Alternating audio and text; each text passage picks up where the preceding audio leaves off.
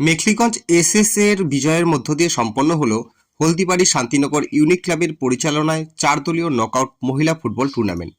সোমবার হলদিবাড়ি স্টেডিয়ামে আয়োজিত এই টুর্নামেন্টের ফাইনাল ম্যাচে টানটান উত্তেজনার মধ্য দিয়ে ট্রাইবেকারে জয় ছিনিয়ে নেয় মেখলিগঞ্জ। এদিন টুর্নামেন্টের ফাইনাল ম্যাচে মুখোমুখি হয়েছিল মেখলিগঞ্জ এসএসএ এবং হলদিবাড়ি উচ্চ বালিকা বিদ্যালয়। খেলা শুরু থেকেই দুই পক্ষ আক্রমণাত্মক ফুটবল উপহার দিলেও নির্ধারিত সময়ের মধ্যে কোনো দলই গোলের মুখ খুলতে পারেনি।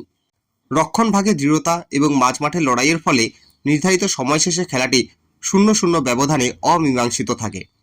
ম্যাচ ড্র হওয়ায় জয়ী নির্ধারণের জন্য রেফারি ট্রাইবেকারের সিদ্ধান্ত নেয়। পেনাল্টি শুটআউটের স্নায়ুর লড়াইয়ে হলদিবাড়ি উচ্চ বালিকা বিদ্যালয়কে পরাস্ত করে শিরোপা জিতে নেয় মেখলিগঞ্জ এসএসএ।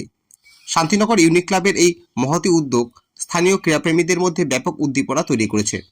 নারী ফুটবলকে উৎসাহিত করার লক্ষ্যে আয়োজিত এই টুর্নামেন্ট দেখতে স্টেডিয়ামে ভিড় জমিয়েছিলেন বহু দর্শক।